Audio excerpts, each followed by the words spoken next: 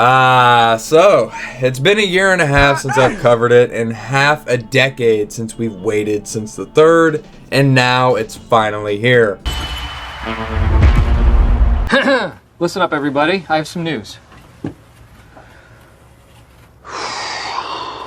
It's over.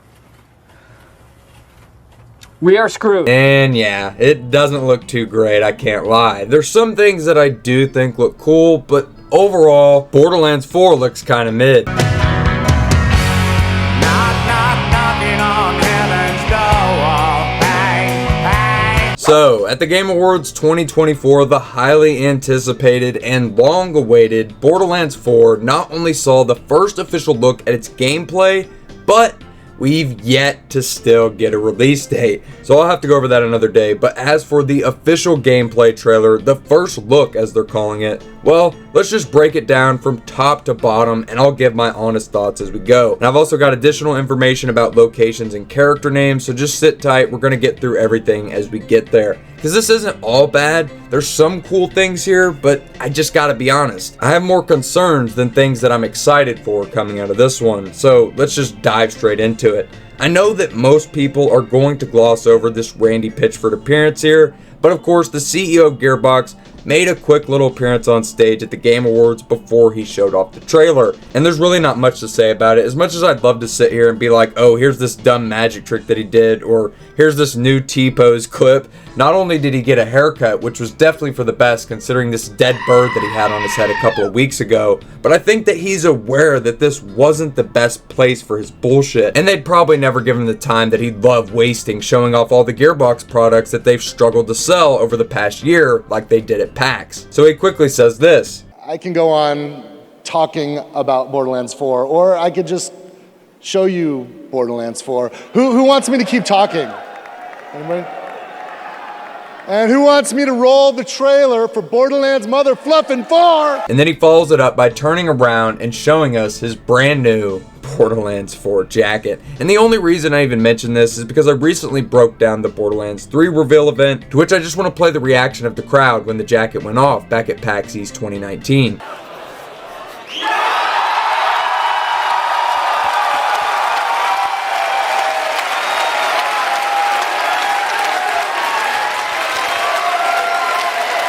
Now, let's see the reaction for the 4 on the jacket 5 years later. The world premiere first look at Borderlands 4.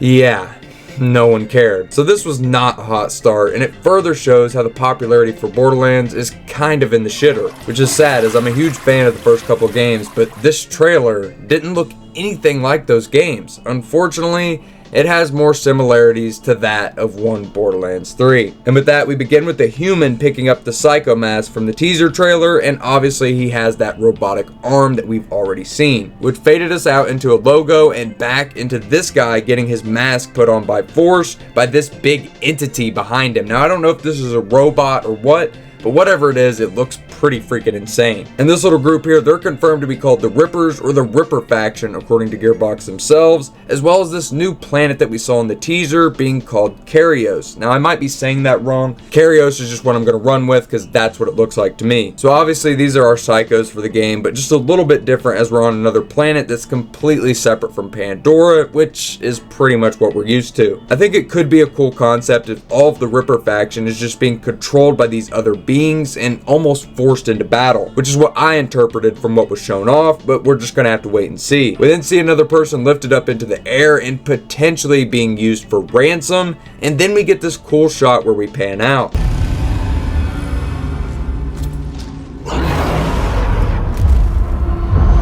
Where you can really see that some of these fuckers are beefy, and they have some crazy armor going on that I definitely haven't seen in any other game, as well as this other Ripper mask right here, which I do think looks pretty damn cool. We're then introduced to these other enemies on the other side of the battlefield, which, yeah, these guys, I don't know how to feel about them. They kind of look like super battle droids, but a bit more alien-like. We then pan out and get to see more of this group, which has these crazy looking dudes with these scythes, which I think actually looks pretty badass, as well as a better look at these alien super droids, which, okay, yeah, I take it back, these fuckers are creepy as shit. With these big hulking titans in front of them, this group is definitely the most interesting that we've seen so far. And the next shot, I just want to show this one because it was probably my favorite cinematic of the whole trailer.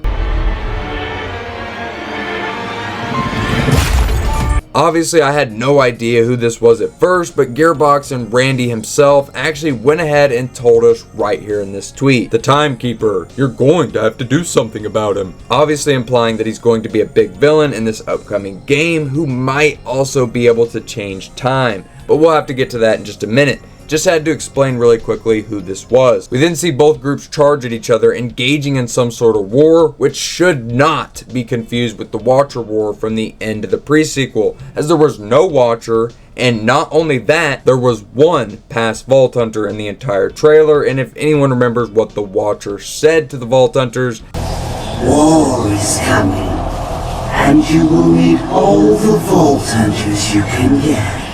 They said that they're going to need a lot of Vault Hunters, and I think, more than just Zane would probably be needed for that big ass war. So no, it's 100% not the war that we want, and this pretty much closes the book on that story ever being finished, as 10 years later, it's a cliffhanger that they still never addressed. It's safe to say that that storyline is just abandoned altogether at this point.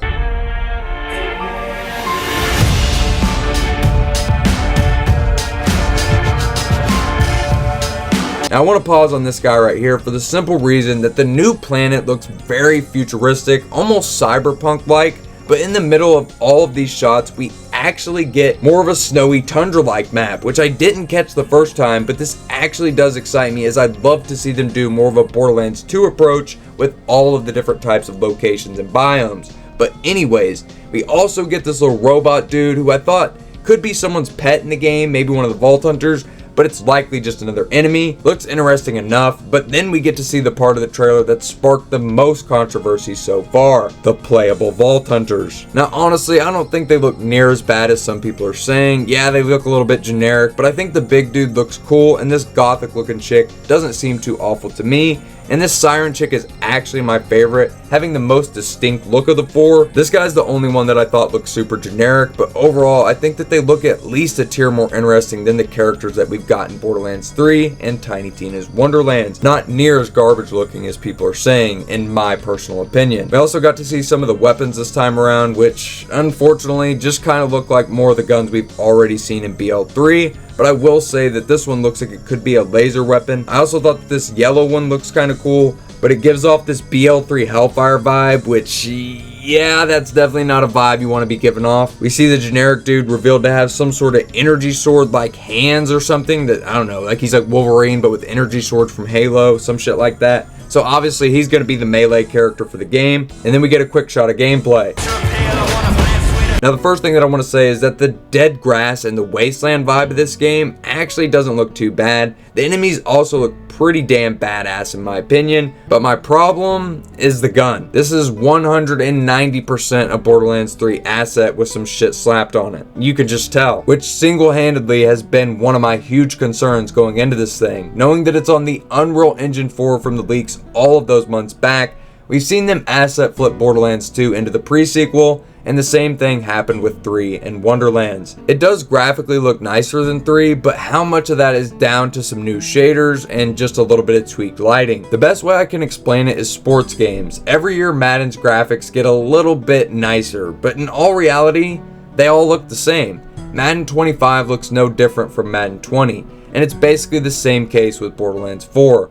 So it might look a little bit better, but not quite 5 years better. This comes down to technology leaps getting smaller and smaller, so this is to be expected. I never went into this thing thinking that I was going to have the best graphics possible or anything like that. It's not even what I'm looking for in a Borderlands game in the first place, but I was a little bit put back on how realistic these games are actually starting to look, as the Borderlands games made on the Unreal Engine 4 all look way too over detailed in my opinion. I worry that that's what we're looking at here with the fourth game, just took up another notch, as visually it's very similar to Borderlands 3 and Tiny Tina's Wonderlands.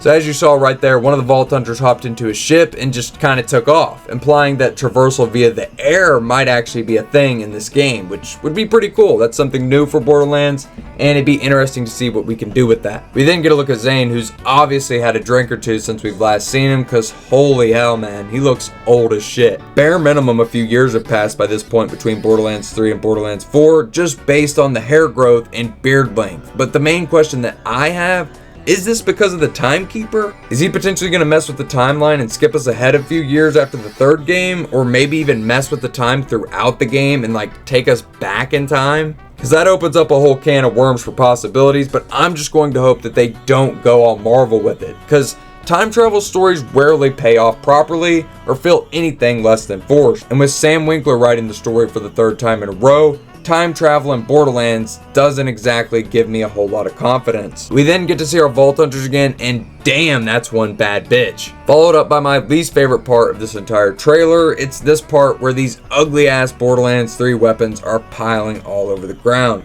Months ago when I said that we were going to see reused assets because of the same engine, some of you called me crazy. And if you were one of those people, please allow me to lift up my nuts while you lick the sweat underneath, as these are 100% some of the exact same guns and models from the previous games, as we follow up with some more enemies and possibly mini bosses. The designs of these guys actually don't look terrible, but none of them make me say holy shit either. It's just about what you'd expect, I'd say. And we then get to see this character use a tomahawk or throwing axe as well as a grappling hook, which are definitely the coolest reveals of the entire thing, which makes sense as to why it was saved for the end. As after that, we get the fade out to the Borderlands 4 logo, and then it jumps to the shot of the timekeeper to close us out. And of course, we finish with no release date and just the same lame prompt to add it to your Steam wishlist. Now that we've finally broken it all down, first off, why didn't we see dedicated loot drops confirmed?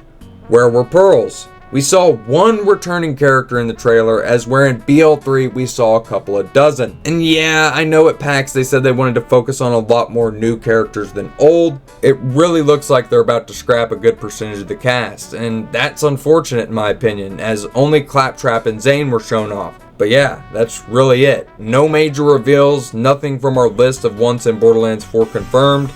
Just another modern gaming trailer, which is what disappoints me more than anything. It didn't have this wow factor like I had hoped. I watched it mostly in silence as I was just trying to take it all in. Thankfully, Gearbox says that more gameplay is coming early next year, but with no real release date, I'm still just left waiting and wondering, how close are they to actually finishing this game? As a majority of this trailer was just cinematics and cutscenes, with significantly less gameplay showed off compared to the third game's reveal trailer back in 2019. I'm still going to try and remain as optimistic as I can, but to be real, by the end of it, instead of chomping at the bit for more, I was shown what looked to be a shined up pile of Borderlands 3.5, which left me with just one thought. Well, we might just be playing the first few Borderlands games until the end of fucking time.